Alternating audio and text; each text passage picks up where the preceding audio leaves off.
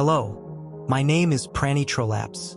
You might know me from my discovery of the Nate bunker in Mexico. Luckily, I'm still alive, the bad news being that I didn't get my transcore, gender-affirming media. As of writing, I had contacted the Mexican authorities to take care of the situation. But I was met with a Mexican man mouthing me off in Latinx on the other end of the phone instead. He called me an obsessed brimstone or something along the lines of that. Knowing the corruption in Mexico, I figured this incident will probably be swept under the rug by the local government or outright ignored, and I'd be hushed into not speaking up about what happened there. But they had different plans for me. They locked me up in a maximum security prison in Sinaloa. It was a big concrete block that reeked of piss, shit, Mexican braps, and trans women's period blood. The security guards were 6 feet 5 inches to 7 foot Hispanic chuds on Adderall and ketamine, who would constantly beat us up for being wholesome BIPOC small beans. We were fed fermented donkey testicles and pickled monkey anuses with MSG Taki seasoning, with a side of authentic mosquito patties, mud cookies from Haiti, and expired Impossible Whoppers on a bi-weekly basis.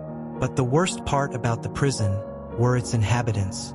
First was Jimbo. Incredibly black and small in stature, what he lacked in height, he made up in width. His mouth was covered with vomit and cold sores, along with what appeared to be someone's diarrhea.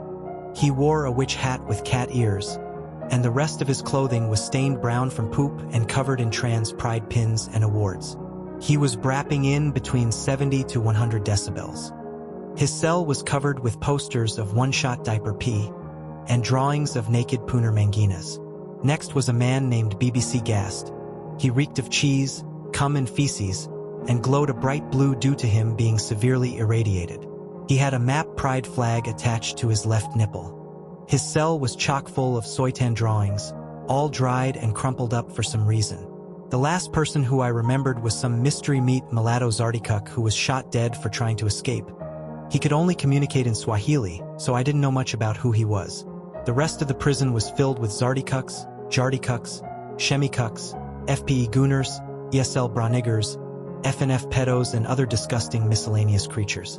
One thing was sure, I needed to escape this hellhole, and I needed to escape fast. It was Monday. 6 months have passed since they locked me up here.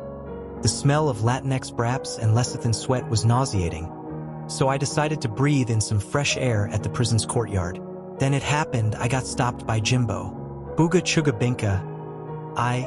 Where you think you going, mama? He started inching towards me, licking his lips profusely and fingering his asshole, which was gaped seemingly because of all the spicy Mexican food he's been eating, almost like in that Nikocado avocado video. Listen, buddy, I don't want any trouble from you. Okay? I answered anxiously, backwards stepping. How about you gimme a piece of dat fine-ass creamy pooner coochie nigga? He must have thought I was an FTM male because, to be fair, I looked like a butch lesbian with a Kevin G haircut, a pair of thick-rimmed glasses and cankles. If you don't I'ma kill yo bitch ass. Then I thought of something. If you kill me, you'll never know where I buried the 5 terabyte Nico P stash I hid in this prison. Oh, use for reals? Bitch yo triflin ass betta not be fibbin'. I got shouldas in Mexico, motherfucker. We finna slime yo ass out if you z lyin' on phonem. I could barely understand him as he was squealing at me in a mix of Ebonics and some type of pidgin. All the while snot was coming out of his mouth and braps out of his ass crack. Yeah man, for real, it's in BB Brap's cell. He then left me alone and proceeded to charge into BBC Gast's cell like a raging bull, pinning him against the wall. I used this as a distraction for the guards to try and escape the prison complex. Wear my one-shot diaper. Pee at nigga? His screams echoed through the halls. Then all hell broke loose. Burundians and Rwandans throwing poop and shit at each other. Jardikuks castrating themselves. Mexi brutes strangling Bridgets to death then chewing their faces off. This was my chance. I climbed over the brick wall with barbed wire stretched over it. I felt like an obsessed Eurofag escaping East Germany. I ran into the parking lot and hot-wired some shitty Kia Sportage, then started driving away, hoping that the Mexican government won't intercept me and throw me back into that hellhole. As you are reading this, I'm currently driving back to America. I've evaded 5 patrol cars since my escape, and the taste of freedom is getting ever so flavorless. This has been Pranny Trolaps. Wish me luck.